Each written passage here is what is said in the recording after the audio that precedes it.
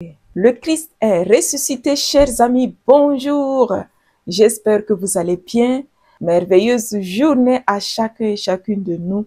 Aujourd'hui, c'est un jour de joie, jour de fête, parce que le Seigneur nous donne de nouveau de nous réveiller en pleine forme, peut-être avec quelques douleurs, qu'il nous donne sa vie. Il nous donne un nouveau jour pour vivre de nouveau avec lui. Amen.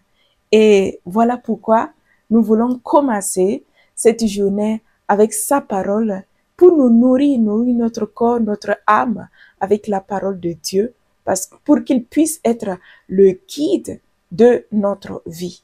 Amen. Donc, aujourd'hui, on sera à Luc 23 et le psaume 69. Donc, je t'invite à préparer ta parole, ta Bible. Moi, j'utilise la Bible de Jérusalem. Peut-être que le psaume chez vous, c'est le psaume 68. Voilà. Mais voilà, avec la Bible de Jérusalem, c'est le psaume 69. Donc, nous allons commencer avec l'évangile selon Saint Luc 23, chapitre 23. Oui, Seigneur, merci pour ta parole merveilleuse que tu nous donnes aujourd'hui aussi. Un nouveau jour, jour de bénédiction, jour de gloire, jour de fête. Seigneur, je veux me plonger directement dans ta parole pour commencer cette journée en toi, dans ta présence. Viens m'éblouir, viens ouvrir, Seigneur, mes pensées pour comprendre et pouvoir pratiquer ta parole dans ma vie. Amen. Donc, Luc 23. Puis toute l'assemblée se leva et ils l'amenèrent devant Pilate. Ils se mirent alors à l'accuser en disant: « Nous avons trouvé cet homme mettant le trouble dans notre nation, empêchant de payer les impôts à César et se disant Christ roi. » Pilate l'interrogea en disant: « Tu es le roi des Juifs? » « Tu le dis, lui répond-il. Pilate dit alors aux grands prêtres et aux foules: « Je ne trouve en cet homme aucun motif de condamnation. » Mais eux d'insister en disant: « Il soulève le peuple enseignant par toute la Judée, depuis la Galilée, où il a commencé jusqu'ici. » À ces mots, Pilate demanda si l'homme était galiléen, et s'étant assuré qu'il était de la juridiction d'Hérode, il le renvoya à Hérode, qui se trouvait lui aussi à Jérusalem en ces jours-là. Hérode, en voyant Jésus, fut tout joyeux, car depuis assez longtemps, il désirait le voir pour ce qu'il entendait dire de lui, et il espérait lui voir faire quelques miracles. Il l'interrogea donc avec force parole, mais il ne lui répondit rien. Cependant, les grands prêtres et les scribes se tenaient là, l'accusant avec véhémence. Après l'avoir ainsi que ses gardes traités avec mépris et bafoué, Hérode le revêtit d'un habit splendide et le renvoya à Pilate. Et ce même jour, Hérode et Pilate devinrent deux amis, d'ennemis qu'ils étaient auparavant. Ayant convoqué les grands prêtres, les chefs, le peuple, Pilate leur dit: « Vous m'avez présenté cet homme comme détournant le peuple, et voici que moi je l'ai interrogé devant vous, et je n'ai trouvé en cet homme aucun motif de condamnation pour ce dont vous l'accusez. » Hérode non plus d'ailleurs, puisqu'il l'a renvoyé devant nous. Vous le voyez, cet homme n'a rien fait qui mérite la mort. Je le relâcherai donc, après l'avoir châtié. Mais eux se mirent à pousser des cris tous ensemble: « À mort cet homme, et relâche-nous Barabbas. » Ce dernier avait été jeté en prison pour une séduction survenue dans la ville et pour meurtre. De nouveau, Pilate, qui voulait relâcher Jésus, leur adressa la parole. Mais eux répondaient en criant: « Crucifie-le! Crucifie-le » Pour la troisième fois, il leur dit: « Quel mal a donc fait cet homme? Je n'ai trouvé en lui aucun motif de condamnation à mort. Je le relâcherai donc, après l'avoir châtié. Mais eux insistaient à grands cris, demandant qu'il fût crucifié, et leur clameur gagnait en violence. Et Pilate prononça qu'il fût fait droit à leur demande. Il relâcha celui qui avait été jeté en prison pour séduction et meurtre, celui qui le réclamait. Quant à Jésus, il le livra à leur bon plaisir.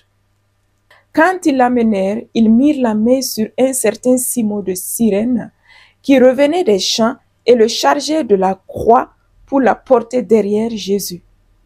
Une garde masse du peuple le suivait, ainsi que des femmes qui se frappaient la poitrine et se lamentaient sur lui. Mais, se retournant vers elles, Jésus leur dit, « Filles de Jérusalem, ne pleurez pas sur moi, pleurez plutôt sur vous-même et sur vos enfants. Car voici venir des jours où l'on dira, heureuse la femme stérile, les entrailles qui n'ont pas enfanté et les seins qui n'ont pas nourri. Alors on se mettra à dire aux montagnes, tombez sur nous, et aux collines, couvrez-nous, car si l'on traite ainsi le bois vert, qu'adviendra-t-il du sec? On amenait encore 2 malfaiteurs pour être exécutés avec lui. Lorsqu'ils furent arrivés au lieu appelé Crâne, ils l'y crucifièrent ainsi que les malfaiteurs, l'un à droite et l'autre à gauche. Et Jésus disait, « Père, pardonne-leur, ils ne savent pas ce qu'ils font. » Puis, se partageant ses vêtements, ils tirèrent au sort. Le peuple se tenait là à regarder les chefs, eux se moquaient. Il en a sauvé d'autres, disait-il, qu'il se sauve lui-même s'il est le Christ de Dieu, l'élu. Les soldats aussi se caussèrent de lui, s'approchant pour lui présenter du vinaigre. Ils disaient, « Si tu es le roi des Juifs, sauve-toi toi-même. » Il y avait aussi une inscription au-dessus de lui. Celui-ci est le roi des Juifs. L'un des malfaiteurs, suspendu à la croix, l'injuriait. « N'es-tu pas le Christ? Sauve-toi, toi-même, et nous aussi. » Mais l'autre, le reprenant, déclara, « Tu n'as même pas crainte de Dieu, alors que tu subis la même peine. Pour nous, c'est justice. Nous payons nos actes, mais lui n'a rien fait de mal. » Et il disait, « Jésus, souviens-toi de moi lorsque tu viendras avec ton royaume. » Et il lui dit, « En vérité, je te le dis, aujourd'hui tu seras avec moi dans le paradis. » C'était déjà environ la 6e heure quand le soleil s'éclipsant, l'obscurité se fit sur la terre entière. Jusqu'à la 9e heure, le voile du sanctuaire se déchira par le milieu. Et jetant un grand cri, Jésus dit, « Père, en tes mains, je remets mon esprit. » Ayant dit cela, il expira. Voyant ce qui était arrivé, le centenier glorifiait Dieu en disant, « Sûrement cet homme était injuste. » Et toutes les foules qui s'étaient rassemblées pour ce spectacle, voyant ce qui était arrivé, s'en retournaient et se frappant la poitrine. Tous ses amis se tenaient à distance, ainsi que les femmes qui l'accompagnaient depuis la Galilée et qui regardaient cela. Et voici un homme nommé Joseph, membre du conseil, homme droit et juste. Celui-là n'avait pas donné son assentiment au dessein ni à l'acte des autres. Il était d'Arimathie, ville juive, et il attendait le royaume de Dieu. Il alla trouver Pilate et réclama le corps de Jésus, et le descendit, le roula dans un linceul, et le mit dans une tombe taillée dans le roc, où personne encore n'avait été placé. C'était le jour, la préparation et le sabbat commençaient à poindre. Cependant, les femmes qui étaient venues avec lui de Galilée avaient suivi Joseph. Elles regardèrent le tombeau et comment son corps avait été mis. Puis, elles s'en retournèrent et préparèrent aromates et parfums, et le sabbat, elles se tinrent en repos selon le précepte. Amen. Merci Seigneur pour cette parole merveilleuse. Et le verset qui m'a touché, c'est le verset 40 jusqu'au verset 43. Mais l'autre le reprenant, déclara, « Tu n'as même pas crainte de Dieu, alors que tu subis la même peine. Pour nous, c'est justice. Nous payons nos actes, mais lui n'a rien fait de mal. » Et lui disant, « Jésus, souviens-toi de moi lorsque tu viendras avec ton royaume. » Et Jésus lui dit, « En vérité, je te le dis, aujourd'hui, tu seras avec moi dans le paradis. » Donc, du verset 40 jusqu'au verset 43. Ces versets m'ont tellement touché. Combien, Seigneur, tu es merveilleux, tu es miséricordieux. Oui, Seigneur, lorsque nous venons vers toi avec nos injustices déjà, nos péchés, et nous venons t'exposer nos pauvretés, de nous pardonner et de nous recevoir dans ton royaume. Tu me pardonnes, Seigneur. Merci, Seigneur Jésus, pour cet amour gratuit, pour ce salut gratuit que tu me donnes. Toi, tu n'as rien fait de mal, Seigneur. Tu ne méritais pas cela, mais tu as accepté et voulu venir sur cette terre pour te sacrifier pour nous, par amour, pour que nous puissions être sauvés de ces chaînes, de ces liens avec le monde des ténèbres, de ce péché qui nous enchaîne, qui nous éloigne de toi, de ton royaume. Merci de m'avoir pardonné, Jésus. Seigneur Jésus, aujourd'hui, moi aussi, comme ce malfaiteur, je viens vers toi et je te dis, Seigneur, aie pitié de moi. Accueille-moi dans ton royaume. Accueille-moi, Seigneur, entre tes bras. Accueille-moi, Seigneur, et je serai sauvé. Merci parce que tu me dis, comme tu as dit à ce larron, aujourd'hui même, tu seras avec moi au paradis. Merci, Seigneur, de me donner, de vivre déjà le paradis sur cette terre aujourd'hui et pour l'éternité. Ma vie t'appartient et je veux, Seigneur, vivre avec toi, en toi, Seigneur, et te servir dans la fidélité, dans la sincérité, venant toujours vers toi et te demander pardon, me repentir pour le mal que j'ai fait et revenir à toi, Seigneur. Merci, Seigneur, de me donner de renoncer complètement au mal, au péché, pour pouvoir me plonger davantage dans ta présence et dans ton amour sans fin. Merci, Seigneur. Amen. Et maintenant, mon frère et ma sœur, tu peux prier avec le verset qui t'a touché de plus. Et ensuite, nous passerons au psaume 69. Le psaume 69. Sauve-moi, ô Dieu, car les eaux me sont entrées jusqu'à l'âme. J'enfonce dans la bourbe du gouffre et rien qui tienne. Je suis entré dans l'abîme des eaux et le flot me submerge. Je m'épuise à crier, ma gorge brûle. Mes yeux sont consumés d'attendre mon Dieu. Plus nombreux que les cheveux de la tête, ceux qui me haïssent sans cause. Ils sont puissants ceux qui me détruisent, ceux qui m'en veulent à tort. Ce que je n'ai pas pris, devrais-je le prendre? Ô Dieu, tu sais ma folie, mes offenses sont à nu devant toi. Qu'ils ne rougissent pas de moi, ceux qui t'espèrent, Seigneur Sabaoth. Qu'ils n'aient pas honte de moi, ceux qui te cherchent, Dieu d'Israël. C'est pour toi que je souffre l'insulte, que la honte me couvre le visage, que je suis un étranger pour mes frères, un inconnu pour les fils de ma mère, car le zèle de ta maison me dévore. L'insulte de tes insulteurs tombe sur moi. Que j'afflige mon âme par le jeûne, que l'on m'en fait un sujet d'insulte, que je prenne un sac pour vêtements, et pour eux je deviens une fable.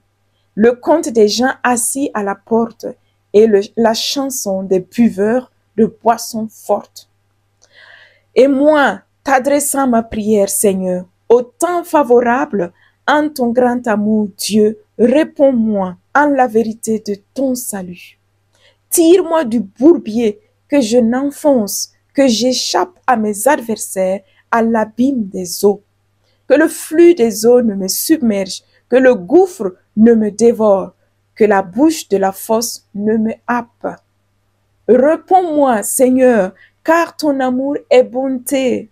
En ta grande tendresse, regarde vers moi. À ton serviteur, ne cache point ta face. L'oppression est sur moi. Vite, réponds-moi. Approche de mon âme, venge-la. À cause de mes ennemis, rachète-moi. Toi, tu connais mon insulte, ma honte et mon affront. Devant toi, tous mes oppresseurs, l'insulte m'a brisé le cœur. Jusqu'à défaillir, j'espérais la compassion, mais en vain, des consolateurs, je n'en ai pas trouvé. Pour nourriture, ils m'ont donné du poison. Dans ma soif, ils m'abreuvaient de vinaigre. Que devant eux, leur table soit un piège et leur abondance un traquenard.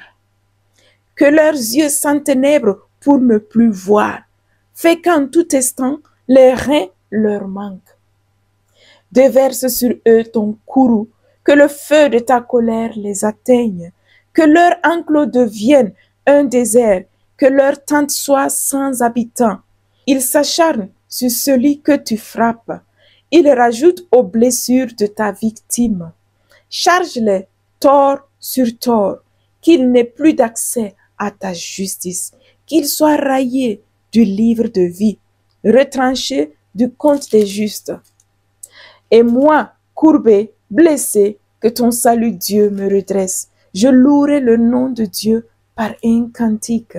Je le magnifierai par l'action de grâce. Cela plaît au Seigneur plus qu'un taureau, une forte bête avec cornes et sabots. Ils ont vu les humbles, ils jubilent. Chercheurs de Dieu, que vive votre cœur, car le Seigneur exauce les pauvres. Il n'a pas méprisé les captifs. Que l'acclament le ciel et la terre, la mer et tout ce qui s'y remue. Car Dieu sauvera Sion, le rebâtira les villes de Juda. Là on habitera, on possédera la lignée de tes serviteurs en hérité, et les amants de son nom y demeurent. Amen. Merci Seigneur pour ta parole. Les versets qui m'ont touché, c'est les versets 17 à 19. Réponds-moi Seigneur, car ton amour est bonté. En ta grande tendresse, regarde vers moi. À ton serviteur, ne cache point ta face. L'oppression est sur moi. Vite, réponds-moi. Approche de mon âme. Venge-la à cause de mes ennemis. Rachète-moi. Oui, Seigneur, regarde vers moi. Sauve-moi. Réponds-moi, Seigneur. Ne me laisse pas à l'emprise des ennemis, de l'ennemi de ma vie. Seigneur, mais viens, pose ton regard d'amour sur moi, ton regard de papa sur moi, car je suis ta fille qui a besoin de ton intervention pour la sauver de la main de l'emprise de l'ennemi, Seigneur. Seigneur, merci de me protéger contre toutes les attaques de l'ennemi. Seigneur, merci parce que tu viens me donner de fixer mon regard sur toi, d'ouvrir mon cœur à ta volonté, à l'accomplissement de ta parole, jour après jour, jour après jour. Je veux, Seigneur, vivre dans ta volonté, en conformité selon ta parole. Donne-moi cette force, cette capacité. Donne-moi de crier sans cesse vers toi, jour après jour, Seigneur. Oui, Seigneur, pose ton regard, ce regard de miséricorde, ce regard de compassion, ce regard d'amour de papa qui aime sa fille, son fils, et qui vient le sauver lorsque l'ennemi tente de le détruire. Merci, Seigneur, pour ton amour infini et pour ta miséricorde, pour ton salut. Amen. Merci, mon frère et ma sœur. Tu peux prier avec le verset qui t'a touché, comme je viens de prier, et on se verra la semaine prochaine pour les prochains chapitres. Mais je t'encourage de prier tous les jours avec un chapitre et un psaume, et tu continues régulièrement.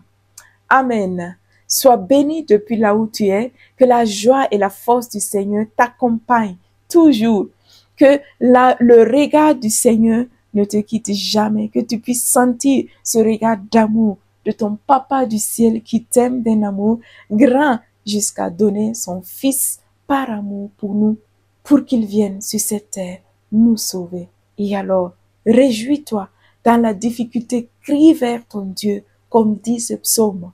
Ne te laisse pas écraser par les plans de l'ennemi, mais crie vers ton Dieu, ton papa Dieu qui t'aime et qui vient à ton aide. Amen. Merci et sois béni. Au revoir. À la prochaine.